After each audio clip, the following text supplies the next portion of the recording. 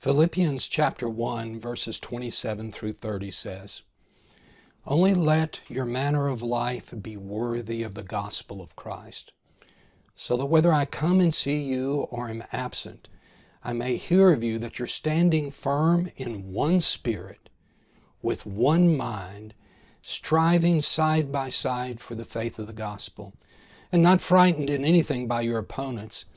This is a clear sign to them of their destruction, but of your salvation, and that from God. It has been granted to you for the sake of Christ that you should not only believe in Him, but also suffer for His sake, engaged in the same conflict that you saw I had, and now hear that I still have." That's an interesting phrase, isn't it? Paul begins this section by saying that our life, the manner of our life, should be worthy of the gospel. How is that even possible? How can we ever be worthy of the good news of Jesus Christ? What do you think of when you hear the word gospel? Usually when I hear it, my mind immediately races back to the little West Texas church where I first heard the gospel message. The church was faithful to proclaim the good news of Jesus Christ, and because of that, I became aware of my own sinfulness, and I learned about Christ's sacrifice for my sin. The preacher and the teachers at that little church told me the good news was that Jesus died on the cross for me, that He was buried, and He rose from the grave on the third day, and that I could be saved. And even as a child, a very young child, I expressed my faith in Jesus Christ and accepted that gospel and surrendered my life to live the rest of my life to serve Jesus Christ as my Lord. You know, I think one of the reasons why this phrase, worthy of the gospel, seems impossible is we know that in our sinfulness, we can never be worthy of what was given to us. In fact, the gospel itself cannot be earned. It can never be deserved. It's only by grace alone and by faith alone that we encounter faith in Jesus Christ. And so when I hear the phrase worthy of the gospel, my first thought is, well, how can I ever be worthy? You know, in the book of Romans, Paul says that the gospel is the power of God unto salvation. It's the good news that sin does not win, that believers can gain victory over sin. We are gaining victory over sin, and one day, ultimately, we will gain victory over sin. Now, Paul was not using the word gospel in the book of Romans or in this Philippians passage, for that matter, to speak only of the gospel's power that's exhibited when we first believe or confessed, or to use the vernacular of the church, when we got saved. It is powerful. The gospel is powerful, not just unto belief, but even through our doubts, and as we express our fears, and as we grow old in the gospel is still powerful. Even from the most immature to the most mature believers, we need the gospel of Jesus Christ. We need its power in our life. You know, we often speak of salvation in terms of justification, sanctification, and glorification. And when we do, we're taking a forward look to glorification. We're taking a backward look to justification. And we see sanctification as to be the work of our God in our lives in between those two times. That between the times, sanctification is taking place. In our rearview mirror, we think of justification, and as we gaze into the future, we think of that great day when we will know even as we have been known, and we will be in the very presence of God. Now, that's a very healthy and helpful construction. But in the book of Romans, Paul does not use the word justification exclusively to talk about what happened in the past. Now, certainly he used it that way. He did in Romans 5:1. but he also used it to speak of what would happen in the future, for instance, Romans 3:30, and what would happen in between, Romans 3:24.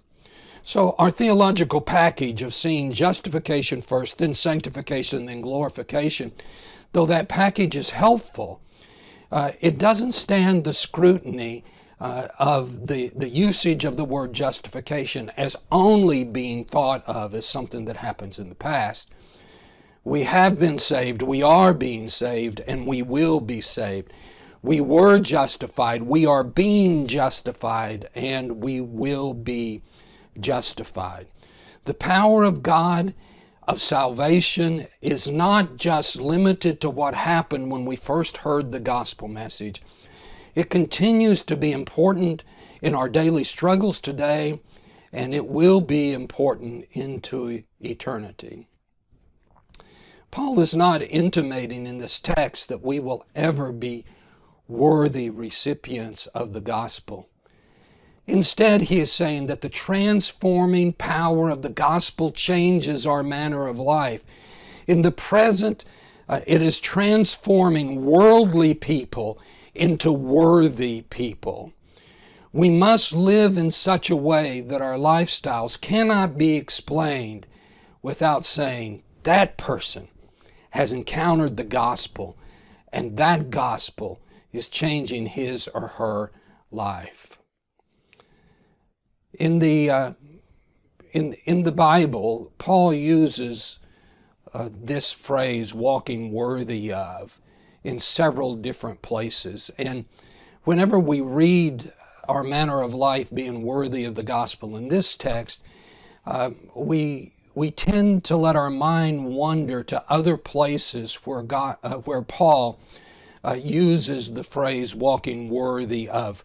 For instance, in Ephesians 4:1, he talks about walking worthy of their calling, Colossians 1:10, walking worthy of the Lord, and then 1 Thessalonians 2:12, walking worthy of God. And the ESV translates this phrase, let your manner of life be worthy of the gospel. And in reading it, it's easy for our mind to wander to these other phrases that are similar. However, Paul uses a different Greek word here. He's not talking about how we walk, but he uses another Greek word. It's an imperative verb, but it's derived from the word for city or state. In other words, the connotation is that we are to live as citizens. He's not saying that we're to walk like we've encountered the gospel. What he's saying is we need to live like gospel citizens. We need to live as if the gospel is the place where we live, where we dwell, where we get our identity. Now, some translations, including the Christian Standard Version, include the phrase citizens of heaven here in verse 27. And this is one of the ways that the translator mixed the oil and vinegar, the Greek oil with the English vinegar to get the meaning across. And it does make perfect sense to do this because Paul makes the definitive statement in Philippians 3:20 that their citizenship is in heaven. And so it's easy to supply the word heaven here to mention what we're a citizen of. However, instead of bringing this translation issue to closure, I would like to spend some time in the ambiguity of the text and to consider the beauty and the impact that this unique phrase, being gospel citizens, had on the original readers. That they were citizens of the gospel, that it was their city, it was their dwelling place. It was what was to hold their highest allegiance. So what does it mean to live as gospel citizens? Well, the power of the gospel changes those who encounter it. And when they take up residence inside of its boundaries, it defines them. Perhaps the reason that Paul used this unusual word here, to be citizens of the phrase that would indicate that we're to be worthy citizens of the gospel, perhaps the reason he used it is because the people in Philippi were very proud of their Roman citizenship. Philippi was a Roman colony. Even though they were far away from Rome, they were more like Romans perhaps than even those that lived in Rome were. Though they were immensely proud of that citizenship, this play on words reminds them that they have allegiance to a greater citizenship, one that knows no boundaries, one that is not defined by time or place, a citizenship that is attached to the gospel of Jesus Christ. And so the question is, how will gospel citizens behave in relationship to one another and those outside of the faith? Now, in just a moment, we're going to spend some time answering those questions. But before we do, there's one more thing about this phrase that I need to point out to you. With this phrase, we arrive at the first of 18 sentences in the book of Philippians with imperatives in them. Living as gospel citizens is the first command, and in many ways it is summative of the others.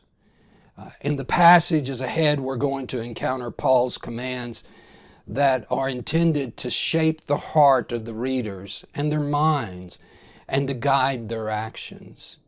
He focuses on their thoughts and their attitudes.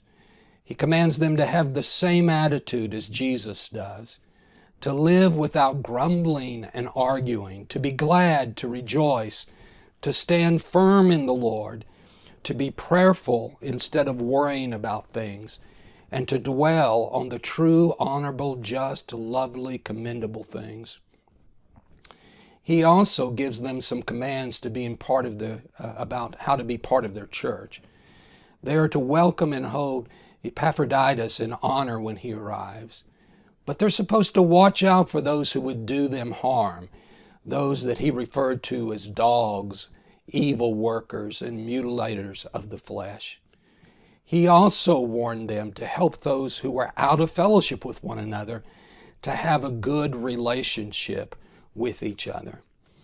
He cared about their attitudes, their relationships with one another, and he gave them some instructions about how they are to live their lives. He wanted them to follow the example he had lived before them.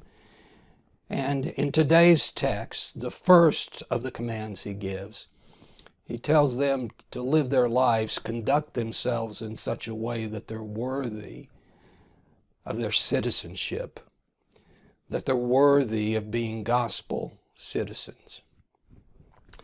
Now, Philippians 1:27 through 30 is one long sentence in the Greek, and it has several Pauline loop-de-loops in it. And in the heart of the sentence, there are three descriptions about how gospel citizens live their life in a worthy manner. Some people have referred to them as gospel's ethical implications. In other words, what is the fitting behavior for those whose lives have been transformed by the gospel? Let's look at all three of them. The first one is that we are to be standing firm in one spirit with one mind. The gospel wins. Now, men and women of the gospel are not immune to selfish ambition, or to conflicts, or to strife, or envy, or sharp disagreements. If your congregation is experiencing any of these things, then you have a lot in common with the New Testament church, as is depicted in the book of Acts. They argued, and they argued hard. They argued over cultural issues, what strategy they should use, who could be a team member, who was in, who was out. And the church, the early church, had strong racial tension and struggles. They also had power struggles. They faced opposition without and within. However, as you turn through the pages of Acts, you find the central theme is that the gospel wins, or that the gospel is unhindered. In fact, the book ends in a very abrupt way, simply saying that the gospel is unhinderedly. An odd way to end grammatically. And yet the power of that statement propels us forward into the day of the church, that when the gospel is preached, when the gospel is lived, it wins. Now I want you to think about it. In the book of Acts, the opponents of the church could imprison the preachers, but they could not contain the gospel. In fact, prison guards came to faith in Christ when the gospel preacher was imprisoned. Division could separate the mission team of Paul and Barnabas, but it could not contain the gospel. The division became multiplication. Instead of one missionary team going out, now there was two. You see, the gospel always wins. Now, I'm not mentioning these things to say that imprisoning the innocent is okay, or fracturing division among church leaders is acceptable. They're not. I mention them just to say that the gospel of Jesus Christ is more powerful than corrupt governments or church leaders who behave inappropriately. The gospel wins. With that said, I want to return to the text. I want to affirm the outgrowth of living as gospel citizens is that we stand firm in one spirit and one mind. Now, we may read that in one spirit, thinking of the French concept of esprit de corps, that we have this good vibe going on among us. But that would have been foreign to the Greeks that were reading this, and it certainly likely was not in the mind of Paul when he wrote it. Likely, this is talking about the cohesive power of a group of people who are living under the power of the Spirit of God. We are at our best when we're Spirit directed, when the Spirit fills us. And when the Spirit is filling us, we have connections with one another that we do not have when we're operating out of our sinful flesh. And so he talks about standing firm in one spirit and in one mind. Of course, that's reminiscent of the thought that we have the mind of Christ. When the gospel has transformed us, it doesn't erase our differences, but it binds us together because of the presence of the Holy Spirit that is in you and is in me, is guiding you and is guiding me. And when we have the mind of Christ, when we're Spirit-led, when we're bound in one Spirit, when we have gospel-saturated minds, when we have the mind of Christ, then the constant, continual application of the gospel in our lives is that we stand firm together. One Spirit, one mind, together. Later in the letter, as I've already mentioned, Paul is going to call out two women who had contended with him for the gospel in the past, but are now contending with one another. No longer contending together for the sake of the gospel, but now are contentious with one another. And he commands the leaders of the church to intervene in helping them to, quote, agree in the Lord. Now, speaking of contending for the gospel, the next ethical implication, the next fitting behavior for gospel citizens is for them to be striving side by side for the faith of the gospel. Gospel citizens should not be striving against one another. They should be striving together for the sake of the gospel.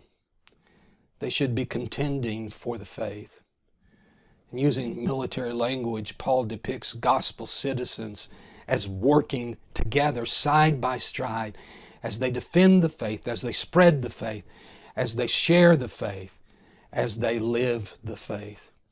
And as you get down deeper in to verses 29 and 30, Paul makes it clear that just as we are called to believe in Christ, we're also called to suffer with Him.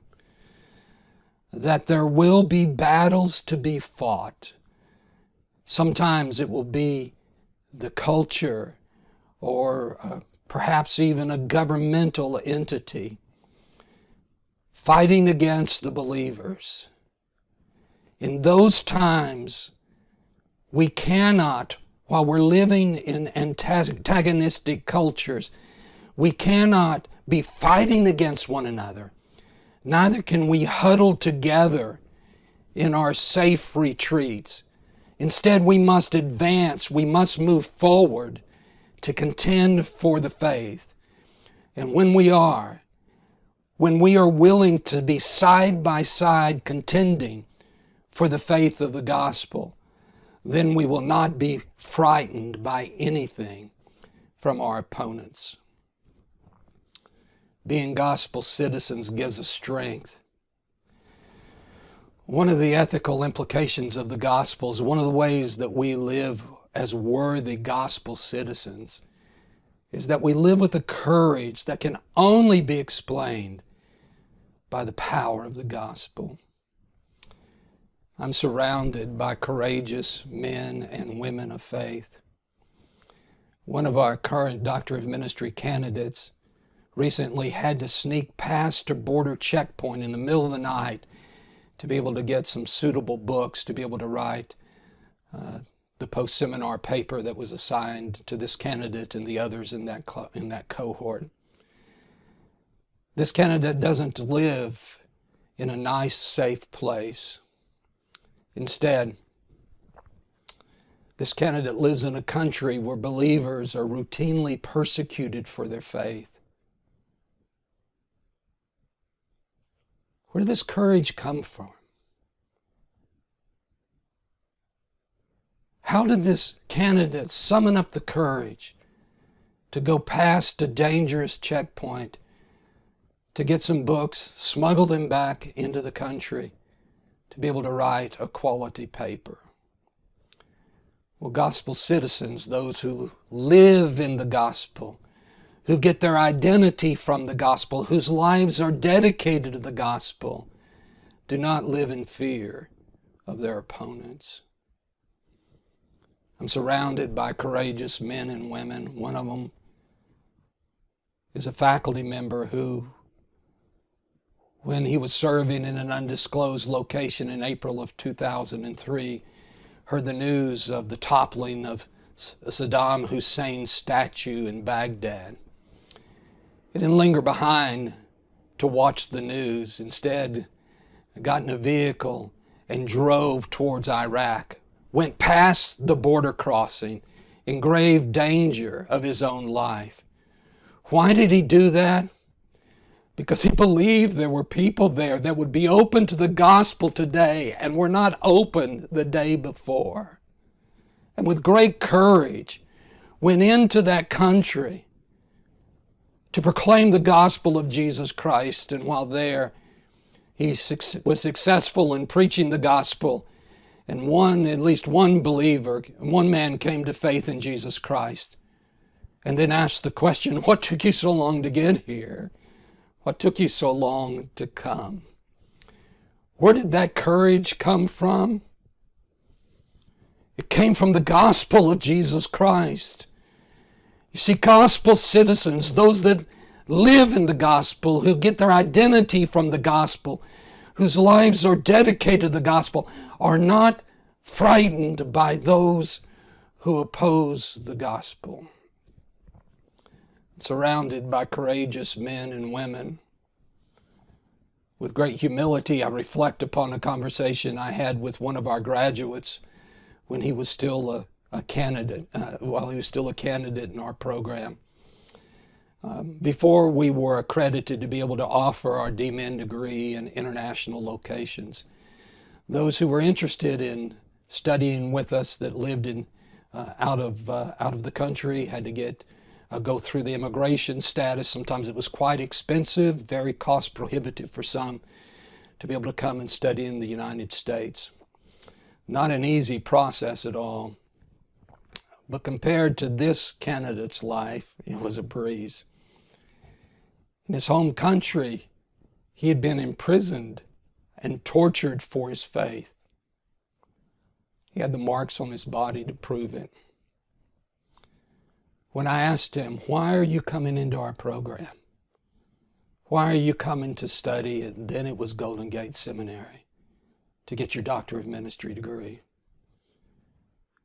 I'll never forget what he said. He said, when I'm finished, I'm going to go back to my country to minister. And if the government catches me, They'll imprison me again. I'm on a list, but I'm going back when I finish. I'm here to be prepared for whatever comes next. Where did his courage come from? See, gospel citizens are dedicated to the gospel of Jesus Christ. They live in the gospel. They get their identity from the gospel. And when they're dedicated to the gospel, they're not frightened by those who oppose the gospel. What about you? As a gospel citizen, will you make the gospel the source of your identity and the foundation of your actions? Pastors, I want to ask you to avoid the temptation to sprinkle social commentary or your political views in your sermons. Instead, just preach the gospel of Jesus Christ. Let the text do its work. It'll transform people's lives. And to those of you who are listening to sermons when your pastor preaches the gospel, don't think for a minute that its power is limited to when you first believed. It is the source of your identity, and it is the foundation of your actions. Listen to it. Live it. Share it. May God bless you as you work side by side with your fellow believers, standing firm in one spirit and one mind, striving together for the faith of the gospel, not letting the gospel opponents frighten you, but get your source of power of the gospel of Jesus Christ. Paul would say, I am not ashamed of the gospel of Jesus Christ, for it is the power of God to all who believe, to the Jews first and also to the Greeks. May we be gospel-saturated people, quick to preach it, quick to live it. May our lives be unexplainable without mentioning the gospel of Jesus Christ.